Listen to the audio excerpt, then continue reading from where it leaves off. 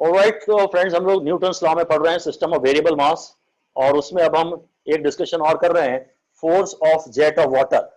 ये may be एक pipe है और इसमें से पानी का जेट निकल रहा है और मे बी वो किसी दीवार पे जाके इम्पैक्ट कर रहा है। तो मुझे यही देखना है कि ये जो जेट, इसका एरिया ऑफ क्रॉस सेक्शन कुछ दिया हुआ है और इसमें पानी की वेलोसिटी भी दी हुई है, जिस वेलोसिटी से पानी निकल रहा है उस पानी की वेलोसिटी मान लीजिए u है और पाइप का क्रॉस सेक्शनल एरिया a है। तो हमको यही निकालना है कि पानी को किस फोर्स से बाहर फेंका गया है और वही फोर्स पानी ने जाके दीवार पे लगाया भी होगा। तो force exerted by the jet on the wall, mainly चलिए यही निकाल लेते हैं। फोर्स ऑफ जेट से हमारा यही मतलब है इस समय, force exerted by jet on wall, यही। तो बेसिकली डेरिवेशन की बात करें तो फोर्स होता है delta P by delta T. तो हम इसको ये भी बोलना चाहेंगे फोर्स को कि मोमेंटम इजेक्टेड पर सेकेंड। ये मेरे ख्याल से तो एक गोल्डन डेफिनेशन हो जाएगी इसकी, फोर्स की, मोमेंटम इजेक्टेड पर सेकेंड। अगर इसमें कितना फोर्स है ये निकालना है तो momentum ejected per second delta P by delta T है ना, तो अगर डेल्टा टी 1 है, मोमेंटम इम्पार्टेड इन 1 सेकेंड या मोमेंटम इजेक्टेड इन 1 सेकेंड, ये बड़ी गोल हो जाएगी डेरिवेशंस के लिए। और अगर मैं दीवार की बात कर रहा हूं तो मेरे को देखना है कि इम्पार्टेड दीवार पे फोर्स निकालना है, तो मैं momentum imparted to the wall in 1 second, ये है। और मोमेंटम होता है मास इनटू वेलोसिटी। तो आप ये निकाल लो इसको, मोमेंटम होता है मास इनटू वेलोसिटी। तो मोमेंटम इन 1 सेकेंड यानी मास पर सेकेंड या मास इनटू, चलो मास इनटू वेलोसिटी पर सेकेंड। तो इसको मैं मास पर सेकेंड इनटू वेलोसिटी कर लेता हूं कि 1 सेकेंड में पानी का कितना मास दीवार से टकरा रहा है। Momentum imparted the wall in 1 second, तो striking the ball per second into the velocity with which that mass is striking the ball. So mass imparted, mass of the water striking the wall per second वो चाहिए। तो 1 second में कितना जो पानी, कितने kilo पानी दीवार से जाके टकराएगा, ये है। तो उसमें हमारा ये कहना है आपसे कि मान लीजिए ये डिस्टेंस L है और ये वो L डिस्टेंस है जिसे वेलोसिटी कहते हैं। मतलब इतनी लेंथ ऑफ वाटर में जो पानी भरा है वो पानी उतना मास पर सेकेंड यहां से निकलेगा। ये वेलोसिटी L जो है that is the distance traveled by water in 1 second.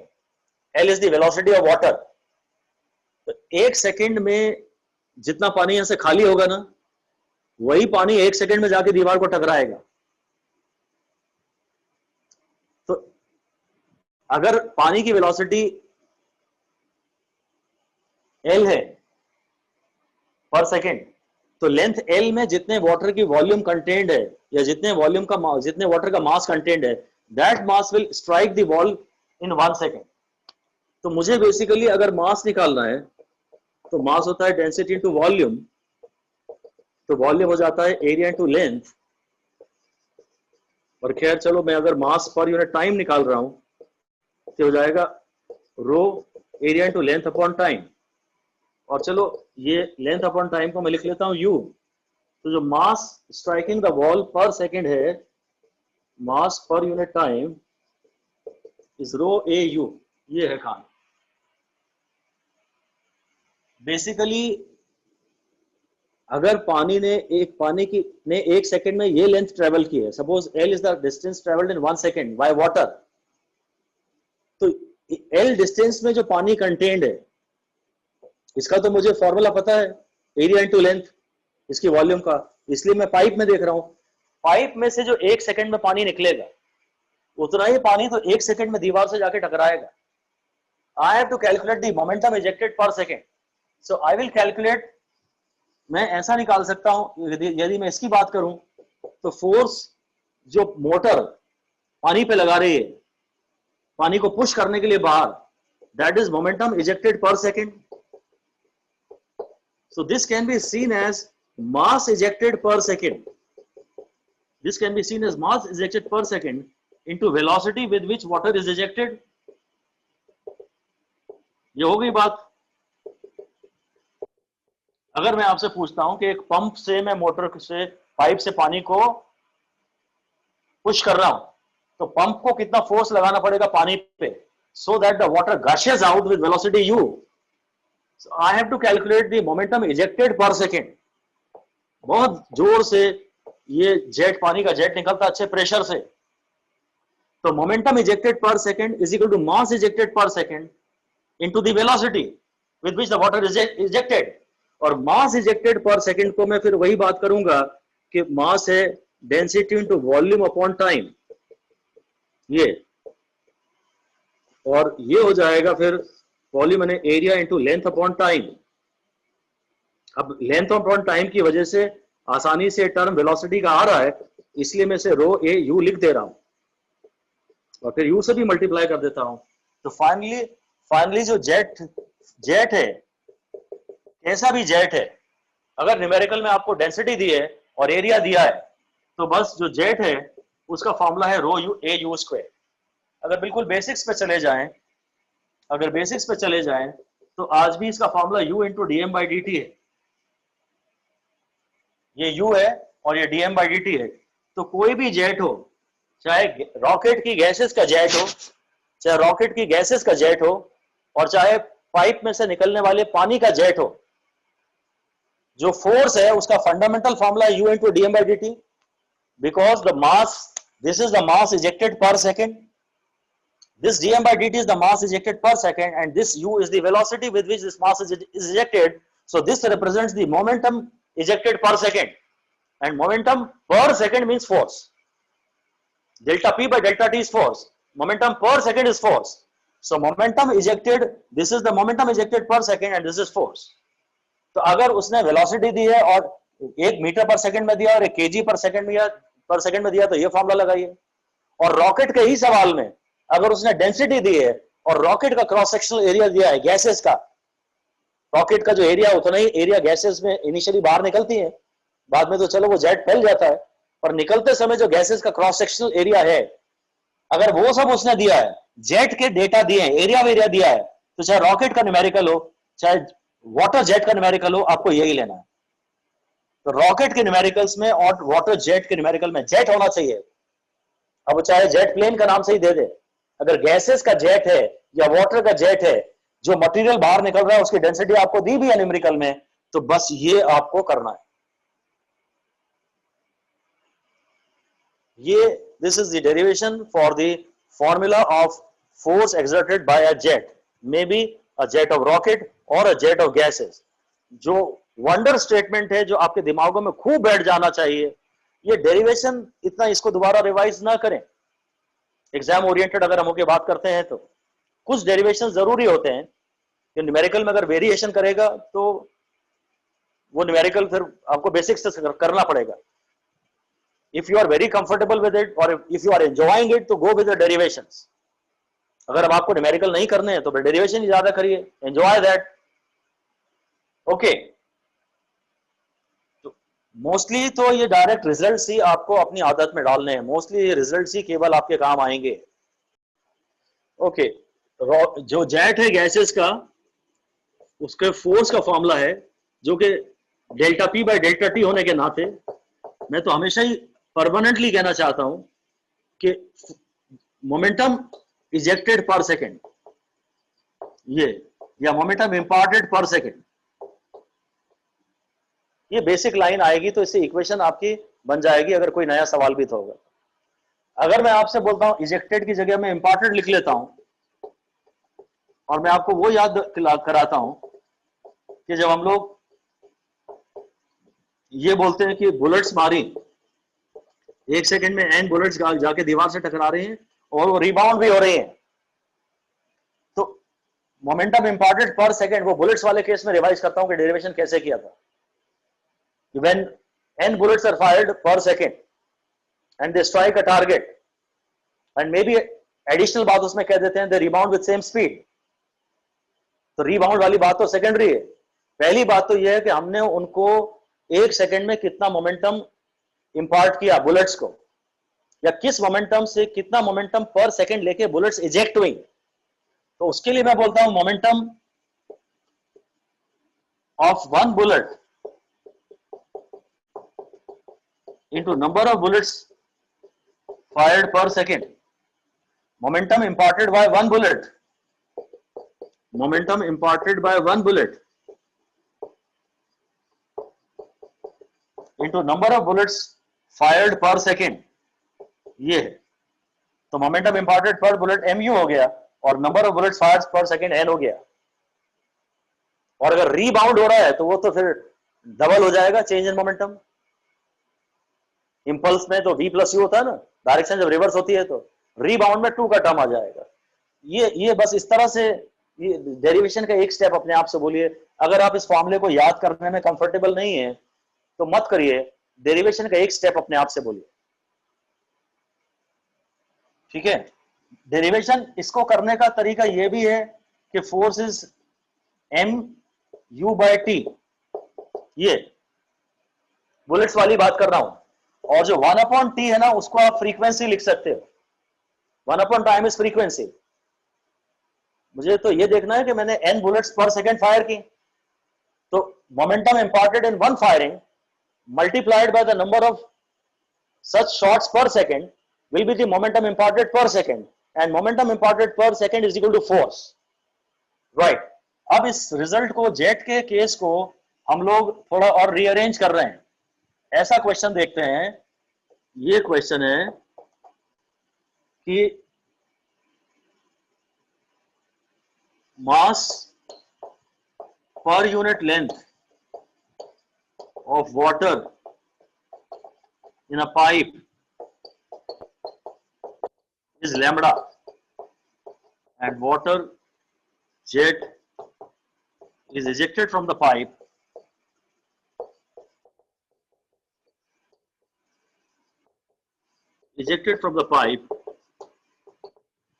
with the speed u. अब कहता है फाइंड फोर्स ऑफ जेट।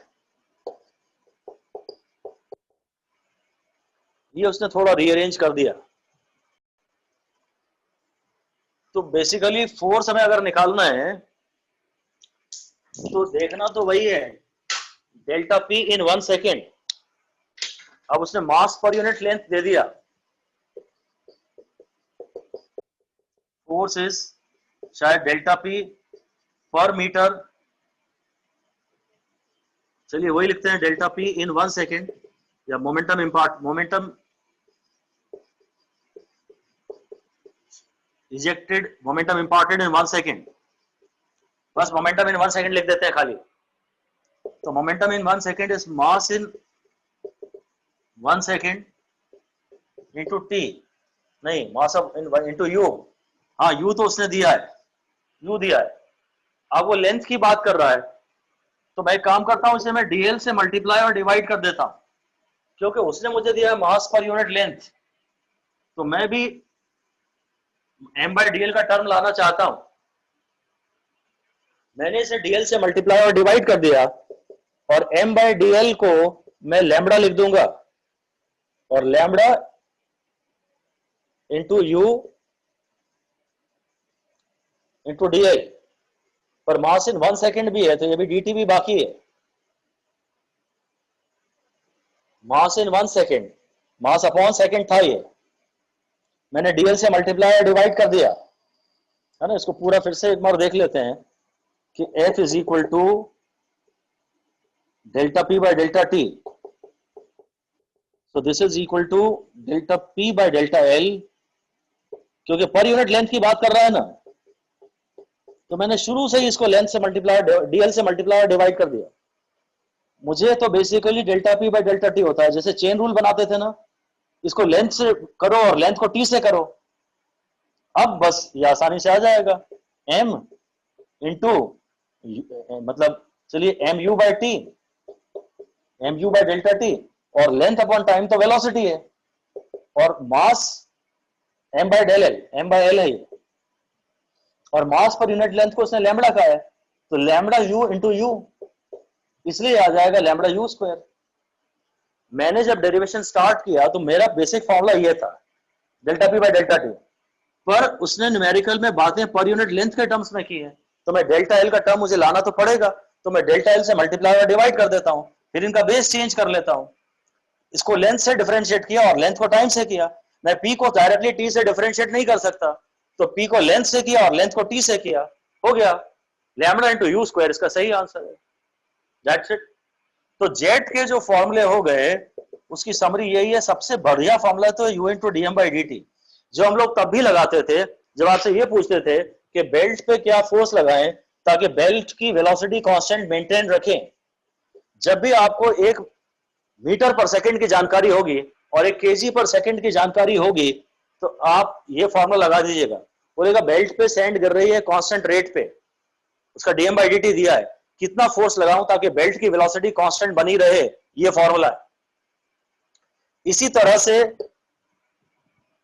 आज फॉर्मूला जेट का ये भी आया, रॉकेट का सवाल अगर है तो ये भी फॉर्मूला आया, और उसका फॉर्मूला ये भी आया, lambda U square, where lambda is mass per unit length,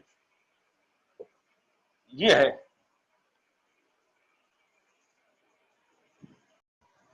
alright, ये एक न्यूमेरिकल आपको करना है, water gushing out of a hose pipe has a velocity of 100 metre per second, और पाइप का क्रॉस सेक्शनल एरिया है 100 सेंटीमीटर स्क्वायर।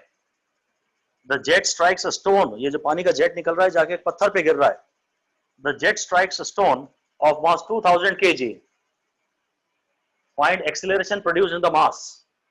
पानी की डेंसिटी दी हुई है, सीजीएस यूनिट्स में दी है 1 ग्राम पर सीसी, आपको शायद एमकेएस यूनिट्स में करनी पड़ेगी। चलिए यहां पर हम सॉल्यूशन देखते हैं।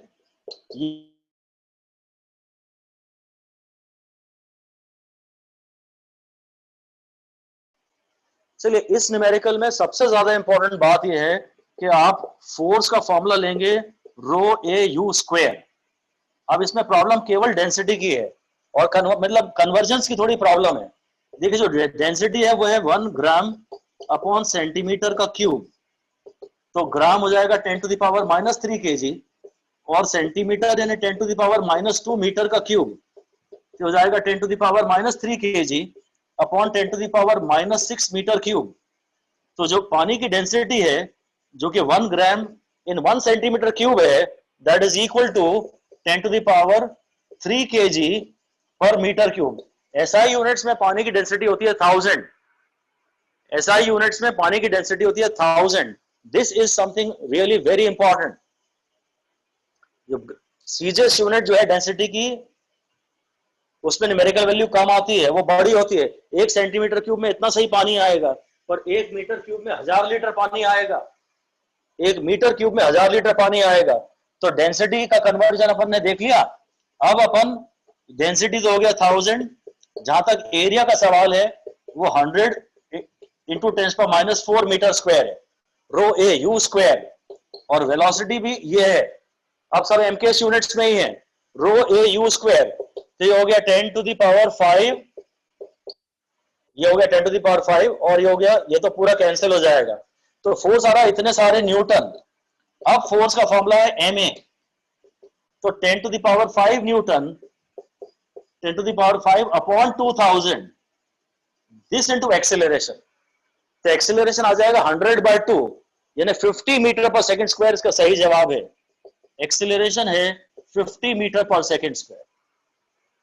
फोर्स का एक formula rho A U square है और फोर्स का एक फॉर्मूला एम ए है, बस इन दोनों को इक्वेट कर दीजिए।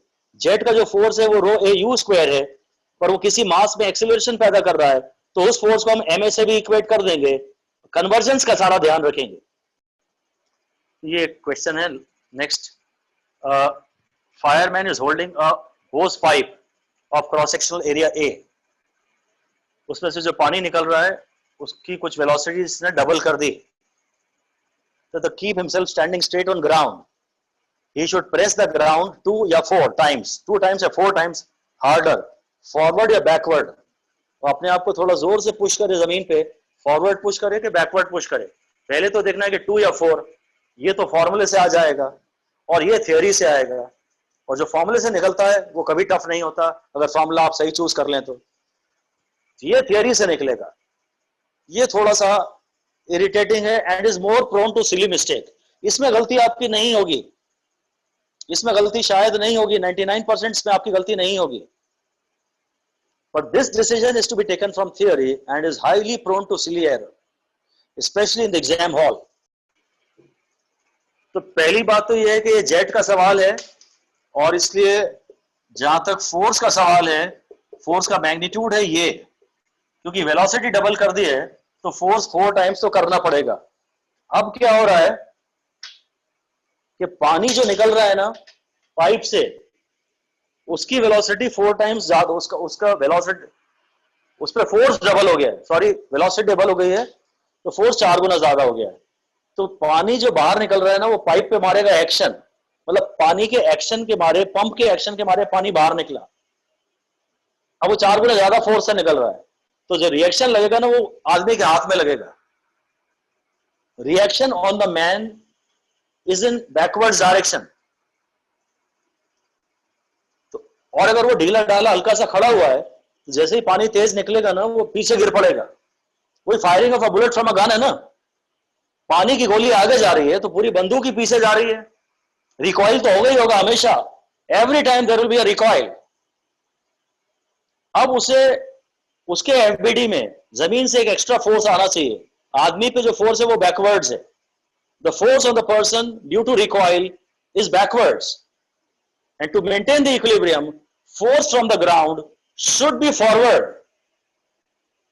So the action exerted by the man should be backwards. आदमी को यह पोजीशन लेनी पड़ेगी अपने आप की, जोर से पीछे की तरफ जमीन को प्रेस करना पड़ेगा, वो एक्शन पीछे मारेगा तो रिएक्शन फॉरवर्ड आएगा, तो he should press the ground backwards। फिर से सुन लीजिए, रो ए यू स्क्वायर में प्रॉब्लम तो नहीं है कि फोर्स 4 टाइम्स होगा, पर बैकवर्ड होगा कि फॉरवर्ड होगा, यह बहुत कठिन है। ये बात पक्की है कि पानी आगे जाएगा तो आदमी रिकॉइल करेगा पीछे। Now an additional force from the ground should come on the man in forward direction, and therefore to generate this force the man should press the earth in backward direction. Man थोड़ा पीछे push करेगा अर्थ को, man अर्थ को पीछे push करेगा, अर्थ आदमी पे आगे रिएक्शन देगा, और आदमी के एफबीडी में एक फोर्स एक्स्ट्रा आदमी के बाहर से फॉरवर्ड आना चाहिए। So the answer is that he should press the force, the earth, the ground with the force 4 time as hard in backward direction, so that the reaction of the ground is in forward direction. आदमी के FBD में एक recoil का force है और एक ground का, वो पीछे है तो ग्राउंड का फोर्स आगे आना चाहिए, और एक्शन और रिएक्शन हमेशा इक्वल एंड ऑपोजिट होते हैं। So that is all in this discussion now, thank you.